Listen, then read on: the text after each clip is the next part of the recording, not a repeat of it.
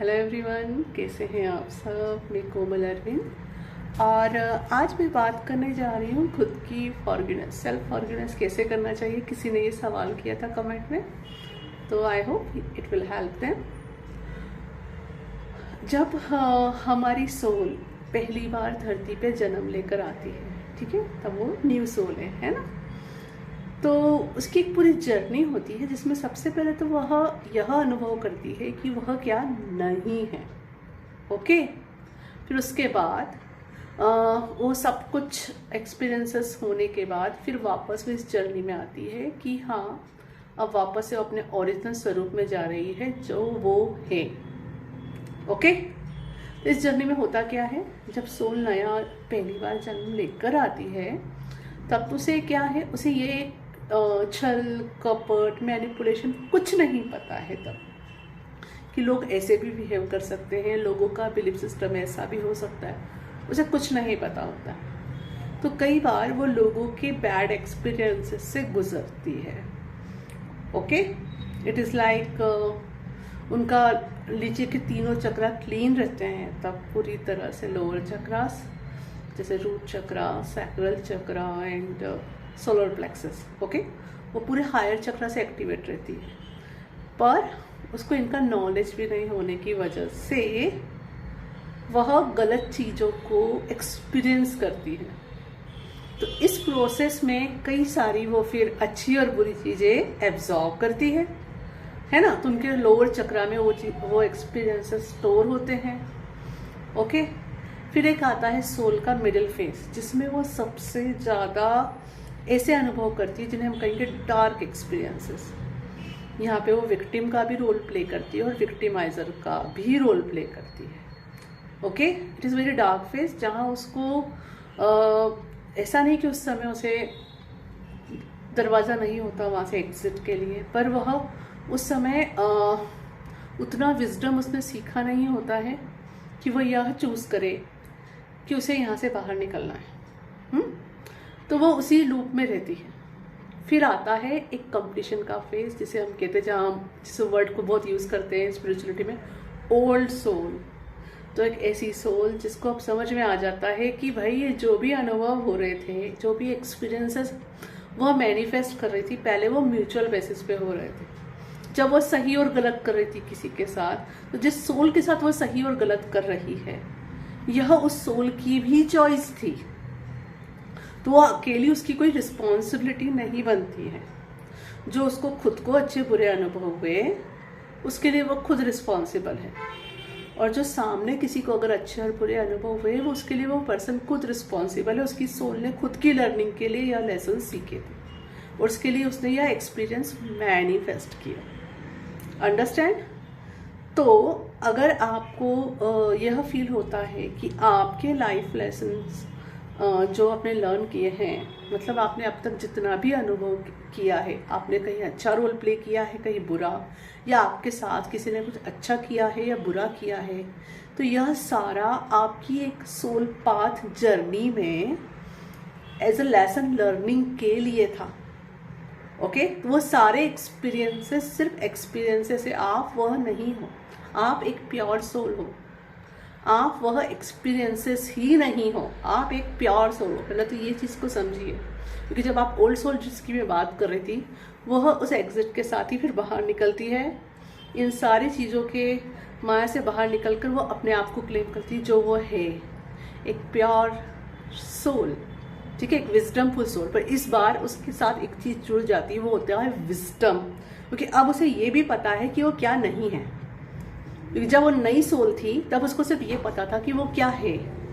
जब वो mid phase से जा रही थी और उससे बाहर निकली, तो उस मिडल फेज में आपकी सोल ने सबसे ज़्यादा तब सीखा कि उस डार्कनेस में उसने क्या विजडम मिला है, वो क्या नहीं है, उसे क्या नहीं करना चाहिए, क्या करना चाहिए। अंडरस्टैंड?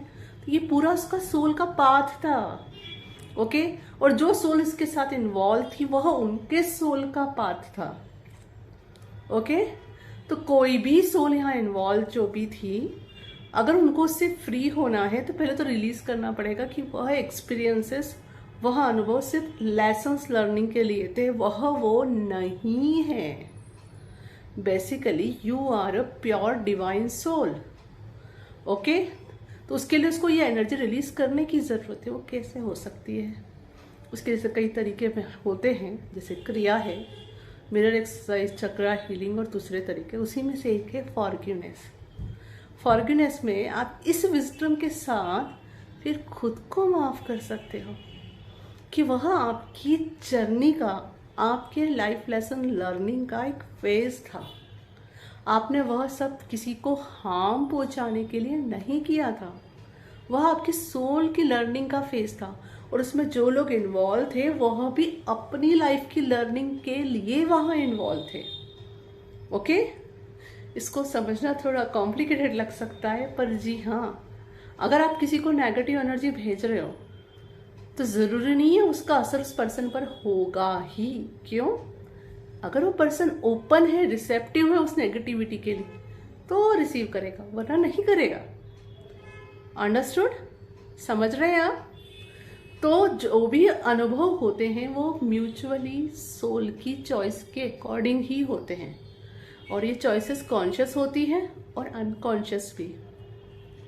अनकॉन्शियस में जहाँ हमारे 3 लोअर चक्रास जो हैं, उसमें जो एनर्जी स्टोर हो गई है, जो सर्व नहीं करती है, वो वहाँ से भी होती है। ठीक है, तो वहाँ पे से गुड चॉइसेस भी बनती है और बैड चॉइसेस भी बनती है। तो इसी दौरान हम जब खुद को माफ़ कर रहे हैं, तो क्या विजडम के साथ माफ़ कर रहे हैं कि हमसे जो जुड़े कॉन्ट्रैक्ट्स थे, वो दूसरी सोल्स भी तो इन्वॉल्व थी। फॉरगिवनेस करके हमने क्या किया? उनको भी तो इस ट्रैप से मुक्त किया, राइट? अंडरस्टैंड? उनको जो लर्निंग थी उन्होंने लर्न करी। अब यहाँ आप सेल्फ पनिशमेंट नहीं चूज कर रहे हैं, तो उन सोल को वह सब एक्ट करने की ज़रूरत नहीं है। तो उनके लाइफ का कितना सारा कर्मा कम हो गया। अंडरस्टूड? और आप भी फ्री हो गए, है ना? तब बताइए, सेल्फ फॉरगिवनेस करना अच्छी बात है या बुरी? क्योंकि इसके थ्रू आप भी कर्मा के लूप से मुक्त होते हो कि अब आपको जाके खुद के लिए पनिशमेंट नहीं मैनिफेस्ट करना है, या फिर से ऐसे किसी सेम अनुभव को अपनी लाइफ में फिर से मैनिफेस्ट नहीं करना है, जहाँ कोई आपसे बुरा बर्ताव करे या आप उससे बुरा बर्ताव करें, या वहाँ पे फिर आप अपने आप को प्रूव करो कि अब मैंने इस बार डिफरेंट चॉइस बनाई, सेम एक्सपीरियंस में मैंने बहुत अच्छा बिहेव किया। यह नहीं करना है, इस लूप में नहीं पड़ना है। तो एक ही तरीका बचता है, दैट इज सेल्फ फॉरगिवनेस। अब बताइए, इस अंडरस्टैंडिंग के साथ अब आप सेल्फ फॉरगिवनेस कर सकते हैं नहीं? और सेल्फ फॉरगिवनेस करने के लिए कोई बड़ा प्रोसीजर नहीं है, जस्ट चॉइस कि yes I choose to forgive myself, that's it, I am free, thank you. सिर्फ एक लाइन है, मैजिकल लाइन, राइट? और सामने वाले को भी, जहाँ आपको लोग दिख रहे हैं जिसको, उनको भी बोलो ठीक है, I choose to forgive you also, God bless you, thank you. ठीक है, सो इजी, राइट? कुछ भी अलग नहीं करना है। और उस दौरान आपको लग रहा है किसी पर्सन को, जहाँ पे सेल्फ फॉरगिवनेस करते समय बार बार दिमाग में आ रहा है, तो उससे माफ़ी मांग लो। जस्ट उसको याद करके उसके सोल एस्पेक्ट से माफ़ी मांग लो कि प्लीज़ फॉरगिव मी, जो भी मैंने तुम्हें तकलीफ पहुंचाई, कॉन्शियसली और unconsciously, thank you and God bless you. सिर्फ इतना ही करना है। चॉइस, सिर्फ चॉइस बनाना होती है, और चॉइस वर्क करती है। तो ये कुछ दिनों तक आपको करना पड़ेगा। इट इज़ लाइक आपके पूरी तरह से अनकॉन्शियस माइंड तक ये चीज़ स्टोर हो। इसके लिए कम से कम मैं आपसे एडवाइस करूँगी कि 21 डेज तक करें। ओके, 21 डेज तक डेली अपने आप के लिए फॉरगिवनेस चूज़ करें। और अगर उसमें कोई पर्सन आ रहा है जिसको लेके आपको बहुत परेशानी हो रही, तो उससे भी कि भाई आप मुझे माफ़ करो। ओके, जो भी मैंने आपको जाने अनजाने तकलीफ पहुंचाई है, मैं भी आपको माफ़ करती हूँ, जाने अनजाने आपने जो मुझे तकलीफ पहुंचाई है। और फिर खुद को, कि मैं खुद को भी माफ़ करती हूँ कि जाने अनजाने मैंने खुद को या किसी और को कोई तकलीफ पहुंचाई है। एंड थैंक यू बोलो उनको भी, खुद को भी, एंड गॉड से ब्लेसिंग मांगी उनके लिए भी और खुद के लिए भी। दैट्स इट, बस इतनी सी लाइन से। इसको कम से कम 21 डेज तक करिए, फिर देखिए लाइफ में चेंज आता है या नहीं। Thank you. हरि ओम तत्सत। Please like, subscribe and share my videos, and you can check description box for paid courses and free courses details. Thank you.